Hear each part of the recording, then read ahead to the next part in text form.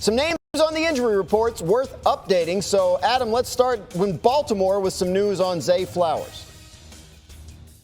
Well, Dan, moments ago, the Ravens injury report came out, and Zay Flowers officially was ruled out. He's out of the wild card matchup. John Harbaugh said he did not expect him to play due to the knee injury that he suffered last week against the Cleveland Browns. My understanding is that if the Ravens were to advance, that Flowers would have a realistic chance to be back for the divisional playoff round, but he will not play in the wild card round. He is out of this game. But the Ravens will have their defensive quarterback, Kyle Hamilton, who had missed some practice time this week, but is off the injury report and good to go for the matchup against the Pittsburgh Steelers. The Baltimore Ravens defense is better when he's out there, and he'll be out there on Saturday. And the Pittsburgh Steelers also are expected to have Cameron Hayward, who had missed some practice time due to a bout he had been experiencing with the flu since last Friday. Said today he's been better and better and better, was listed as a full participant in practice today. And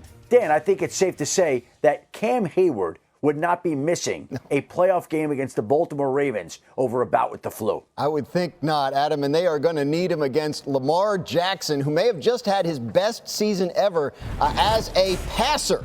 Remember, passer rating is a stat that only accounts for a quarterback's passing, not what he does with his legs. Lamar posted a 119.6 passer rating this season. That is the fourth highest by any quarterback in a single season in NFL history. And remember, that has nothing to do with him as a runner, just as a passer. Almost 2.5 points better than the passer rating Tom Brady posted in 2007, Dan Orlovsky, when he became the first quarterback in history to throw 50 touchdowns. So tell us, what's making Lamar so good this year? A lot. I think the growth and the development of him being a proactive rather than reactive passer is a big deal. Also, them organizing some of their pass game concepts.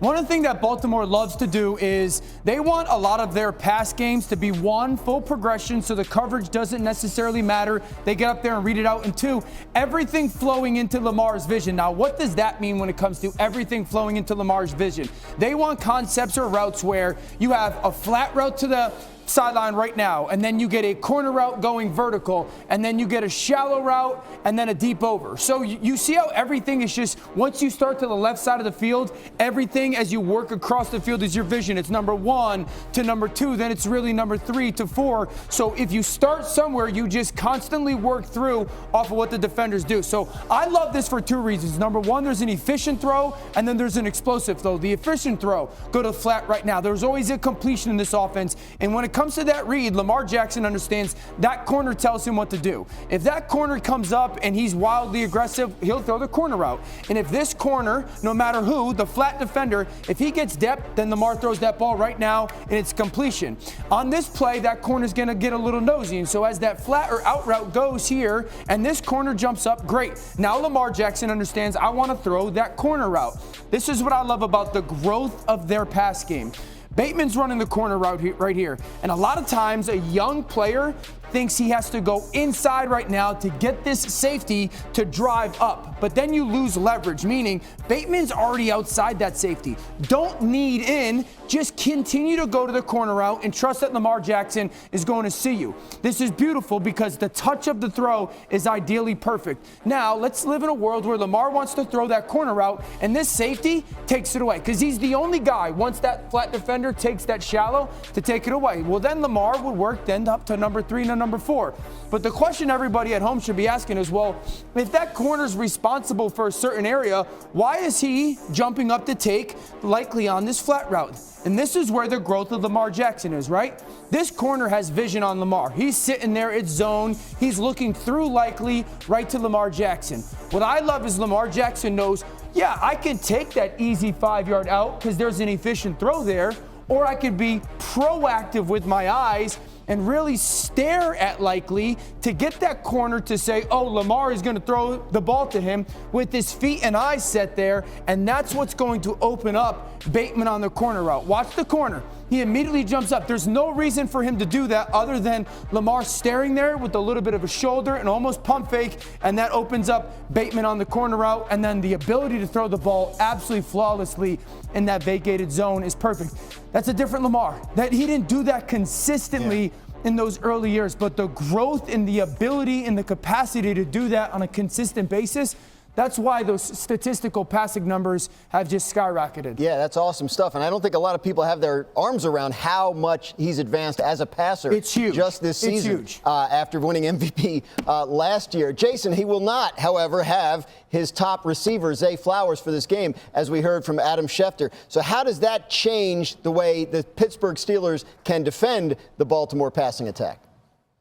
Well, it changes a lot because Zay Flowers makes up a ton of their offense. And that's not just the down the field passing with those deep in cuts. It's also part of the motions and shifts that set up a lot of the run game for the Baltimore Ravens. And he's the gadget guy. He's the one that they want to throw those quick screens to and get the ball in his hands. For the Steelers, without Zay Flowers being out there, Joey Porter Jr. now can follow Rashad Bateman all around the field because the Steelers are going to play single high. They did it 83% and 79% in both the games that they played against the Baltimore Ravens. They know they have to get more people around the line of scrimmage to stop the run. With no Zay Flowers out there, you feel really good about your matchups on the outside. The question mark for the Steelers is, how do you match up with Mark Andrews and Isaiah Likely? Yeah. I would imagine the Ravens go more 12 personnel without Zay Flowers in the lineup and force him to have to match up, whether it's Deshaun Elliott, Patrick Queen, or Peyton Wilson. Those guys have to match up with those two tight ends and get the ball in Likely's hands early and often because he can be your catch and run guy. J-Mac, I think you hit the mark on the head, man. I think it's not only Likely and Mark Andrews, but I could see them using Patrick Ricard and Charlie Kolar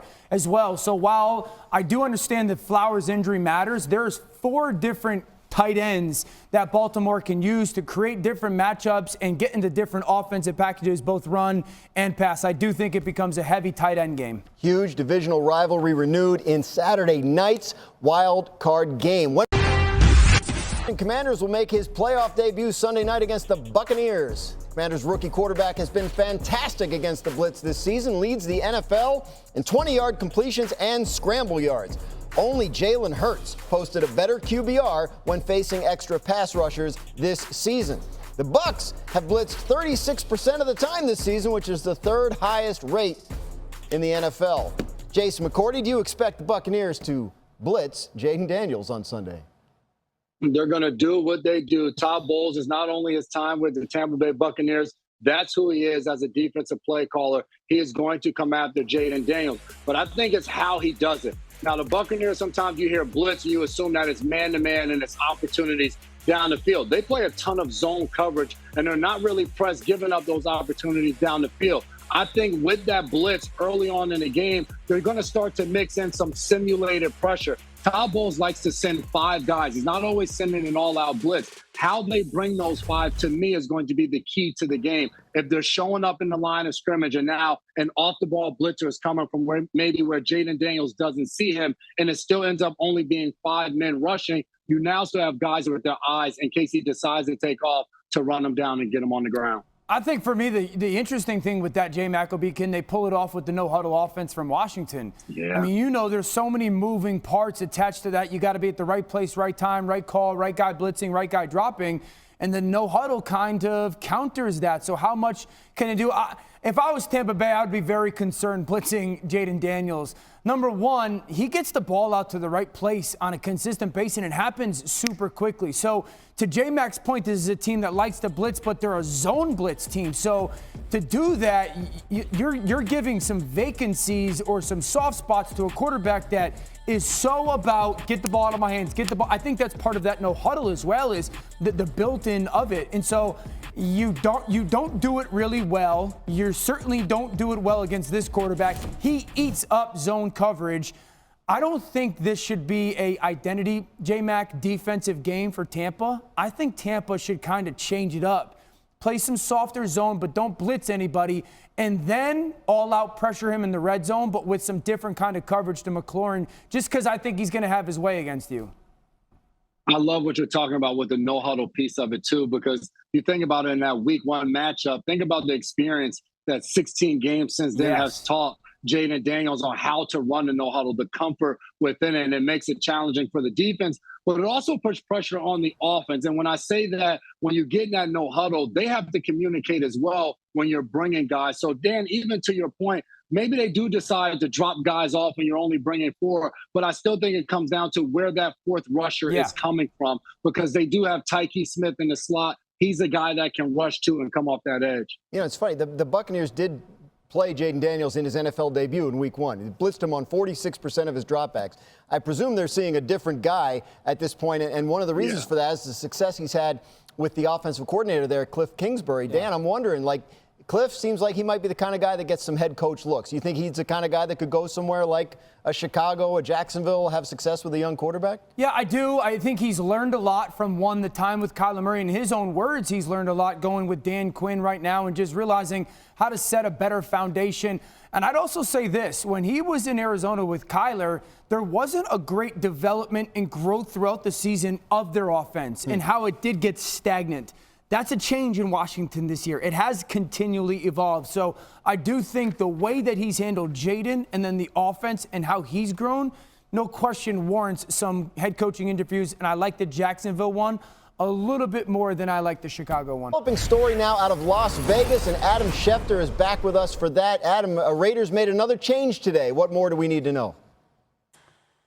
Dan, the Raiders fired their general manager, Tom Telesco, 2 days after firing their head coach, Antonio Pierce. So both leaders are out in Las Vegas. The Raiders making sweeping changes to their organization. Clearly, they prefer that the head coach and GM come in together at the same time, work together on the same page, and move forward in the same direction. They did not feel that Tom Telesco obviously would be somebody that would be as appealing to some of the head coaching candidates that they're speaking with. They're speaking with Ben Johnson in the coming days here, interviewing him for the head coaching job, and we'll see what transpires here. But the Raiders have made a handful of changes here. Meanwhile, one of the leading coaching candidates, Mike Vrabel, spent today in New England meeting with Patriots officials about their vacant head coaching job. Many people believe that Vrabel is if not the favorite to become the next head coach of the New England Patriots, but he's also got a lot of interest.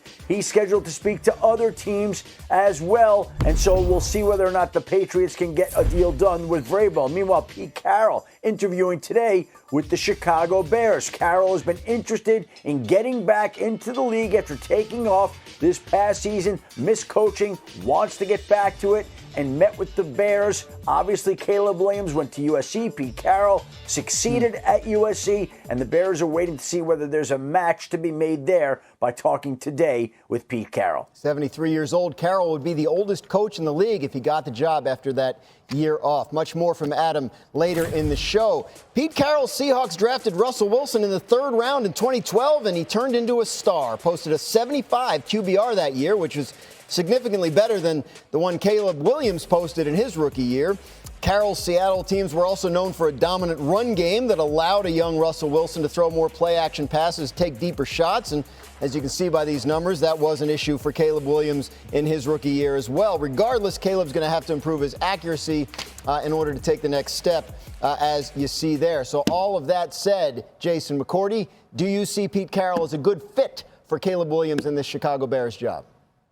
I do. You can put up all the stats and show what he did with Russell Wilson or offensively, what he's going to implement and all of those things. But I think it comes down to culture. You think about Pete Carroll and the impact he had in Seattle. It had to do with positivity and competition. That's what he raved about. You look at the videos where he's out there throwing the ball around with his guys at practice. What Caleb Williams and the Bears need right now is stability. They need a guy to come in, a proven winner like Pete Carroll, a Super Bowl champion level coach that as soon as he comes in and what he tells guys in the meeting room, you believe it right now. And I think that juice, 73 years old, but he walks around, he bops around, and those guys in that building, they need that after the chaos that transpired this season. I like it on 2 things. 1, can he still coach defense at a high level? And 2, who's his offensive coordinator?